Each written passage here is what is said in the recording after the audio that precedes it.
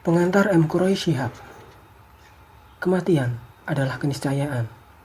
Tidak satu jiwa pun mampu menghindarinya. Sedikit sekali yang mau menerimanya. Kalau enggan berkata bahwa semua orang merasa sangat berat meninggalkan hidup ini. Semua berkata dalam hatinya seperti ucap Hairil Anwar. Aku ingin hidup 1000 tahun lagi. Al-Quran pun menggunakan kalimat serupa. Setiap orang di antara mereka menginginkan seandainya dia diberi umur 1000 tahun. Quran Surat Al-Baqarah ayat 96. Bahkan bukan hanya 1000 tahun. Yang diinginkan adalah kekekalan selama-lamanya. Keinginan itulah yang digunakan iblis untuk menipu Adam dan pasangannya, sehingga mereka berdua memakan buah pohon yang dinamai sang penggoda, Syajarat Al-Khuld, pohon kekekalan. Quran Surat Toha ayat 120. Keinginan hidup kekal itu antara lain disebabkan karena umur manusia tidak sepanjang harapan dan cita-citanya. Semua orang mati membawa keinginannya, karena keinginan manusia tidak pernah berakhir. Kalau ini terpenuhi, muncul yang lain mendesak. Maut menjadi bahasan filsafat dan uraian agama. Bahkan, filosof Amerika kontemporer Will Durant menegaskan bahwa maut adalah asal-usul semua agama. Boleh jadi, kalau tak ada maut, Tuhan tidak akan wujud dalam benak kita. Begitu tulisnya dalam The Story of Civilization. Fenomena maut adalah salah satu fenomena yang paling jelas dan kuat bagi makhluk hidup.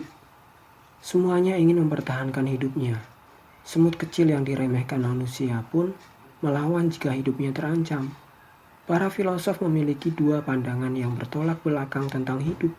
Ada yang pesimis, sehingga memandang hidup ini sebagai sesuatu yang berat, penuh kesedihan dan kesulitan, lalu berakhir dengan maut yang berarti kepunahan. Ada juga yang optimis menilai hidup sebagai penghormatan dan tanggung jawab yang dapat berakhir dengan kebahagiaan dan kekekalan yang baru diperoleh melalui maut. Sebagian yang pesimis menganut ajaran paham aji mumpung. Selama Anda masih memiliki hidup, maka lakukan apa saja yang menyenangkan hati Anda, sekaligus mewujudkan eksistensi Anda. Jangan hiraukan apapun, karena pada akhirnya, suka atau tak suka, Anda pasti berakhir. Jangan hiraukan kesedihan atau kepedihan, karena menghiraukannya pun tak bermanfaat. Begitulah lebih kurang logika sebagian mereka. Sebagian lainnya yang memandang hidup ini berupa rangkaian dari kepedihan, kesedihan, penyakit, dan semacamnya. Golongan ini berusaha menghibur diri dengan berkata, alam raya terus berubah. Kelahiran disusul oleh kematian. Kehidupan diakhiri oleh ketiadaan dan kepunahan. Demikian silih berganti. Karena itu, jangan menolak kematian. Sambutlah ia, karena pada akhirnya, suka atau tak suka, Anda akan punah. Sebagian yang berpandangan demikian menghibur dirinya dengan berkata, kehidupan ini memang sesuatu yang sangat berat. Manusia memang diciptakan untuk menderita. Karena itu, sambutlah kematian dengan sukacita. Karena ia mengakhiri penderitaan Anda. Jangan takut kepada kematian, karena kedatangannya adalah keniscayaan. Dan jangan juga takut dengan kepunahan, karena Anda masih akan hidup lagi. Hidup serupa dengan kehidupan Anda yang lalu. Begitu lebih kurang pandangan Nietzsche 1844 sampai 1900, filosof Jerman yang menyatakan bahwa Tuhan telah mati. Bagi yang pesimis dan takut menghadapi pedihnya kematian, dihibur oleh filosof Schopenhauer 1788 sampai 1860. dengan berkata, mengantuk nyaman, tetapi mati lebih nyaman. Dan yang lebih nyaman dari segala yang nyaman adalah ketiadaan hidup.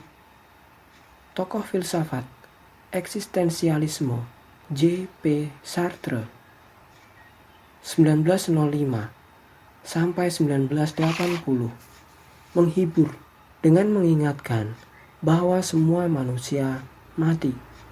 Manusia tidak berkata, "Saya mati," tetapi kita mati. Kekitaan ini mengurangi kesedihan menghadapi kepunahan, karena semakin banyak yang bersedih, semakin terasa ringan penyebab kesedihan, dan semakin banyak yang bergembira, semakin besar pula kegembiraan. Dia juga mengingatkan bahwa mati adalah risiko hidup. Karena itu, jangan terlalu memikirkannya. Jangan juga terbuai oleh pandangan yang menyatakan masih ada hidup setelah kematian. Yang optimis lain pula pandangannya. Mereka menilai bahwa kematian bukan merupakan akhir wujud manusia. Keberadaan kuburan dan menziarahinya seperti yang dilakukan oleh manusia primitif hingga manusia modern, membuktikan bahwa manusia enggan menganggap kematian sebagai kepunahan. Mereka menganggap bahwa yang meninggalkan dunia ini hanya berpindah dari satu tempat ke tempat yang lain. Mereka juga merasa masih dapat berhubungan dengan yang telah pergi itu, bukan saja melalui doa-doa, tetapi juga tidak sedikit yang menyampaikan keluhan dan harapan kepada yang telah berpulang itu. Bahkan ada yang membuatkan mereka patung-patung untuk mereka sembah. Orang-orang Mesir kuno bahkan mengawetkan bukan hanya pemuka-pemuka mereka, tetapi juga binatang-binatang kesayangan mereka. Yang optimis menilai bahwa perjalanan manusia mencapai kesempurnaannya haruslah melalui pintu kematian. Tak ubahnya, tulis Abu Al-Faraj Ar-Raghib Al-Asfahani, wafat 967 Masehi, ulama dan pakar kosakata Al-Quran seperti ayam. Unggas ini tidak dapat meraih kesempurnaannya kecuali dengan meninggalkan kulit telur yang menjadi tempatnya sebelum menetas. Hidup duniawi adalah kulit telur manusia. Kematian adalah tangga menuju keabadian, menuju hidup yang tanpa mati. Manusia yang proses kejadian dan perjalanan hidupnya demikian panjang, bahkan sejak ribuan tahun, kalau enggan berkata jutaan tahun yang dianugerahi aneka potensi yang menjadikannya mampu mengangkasa ke udaranya, tidak mungkin hanya berakhir bagaikan sesuatu yang tidak berarti. Pasti ada tempat terhormat yang disediakan buat mereka yang berjuang meraihnya. Abu Al-Fatih Muhammad Asy-Syahrastani, wafat 1153 Masehi, dalam bukunya Al-Milal wa An-Nihal mengutip ucapan Sokrates yang menyatakan, "Ketika aku meneliti rahasia kehidupan, kutemukan maut, dan ketika kutemukan maut, kutemukan sesudahnya kehidupan abadi. Karena itu, kita harus prihatin dengan kehidupan dan bergembira dengan kematian, karena kita hidup untuk mati dan mati untuk hidup." Maut dalam pandangan agamawan mempunyai peranan yang sangat besar dalam memantapkan kepercayaan dan mendorong pengabdian, karena maut mengantar mereka menjadi lebih siap untuk menghadapi apa yang terjadi sesudah maut. Karena itu, ditemukan anjuran untuk memperbanyak mengingatnya. Betapapun banyak riwayat yang menyatakan kepedihan sakaratnya, tetapi maut itu sebenarnya ringan, dalam tanda kutip. Tetapi tidak berhenti sampai di situ. Karena setelah mati, ada perhitungan, ada surga, dan ada neraka. Agama Islam ketika berbicara tentang maut berupaya untuk mempertebal optimisme penganutnya, sekaligus mengurangi rasa cemas dan takut mereka.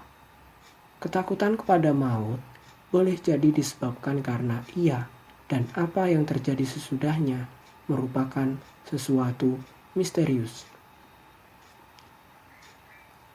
Ini dikurangi dengan membuka sedikit tabir kematian.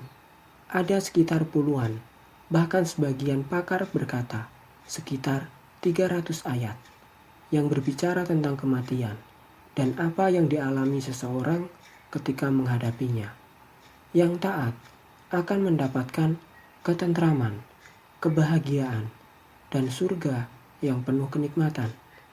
Quran Surat Al-Waqiah ayat 89. Sedang yang durhaka saat kematiannya akan dikunjungi oleh para petugas maut dan mencabut paksa ruhnya yang enggan keluar karena sadar atau diperlihatkan kepada mereka tempat yang akan mereka kunjungi.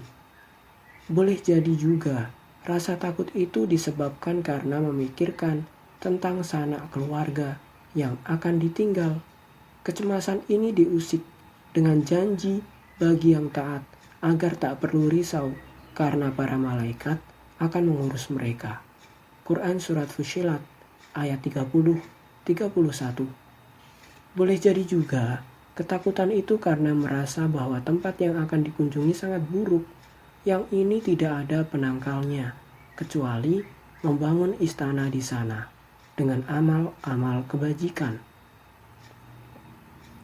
Islam memandang hidup ini sangat berarti.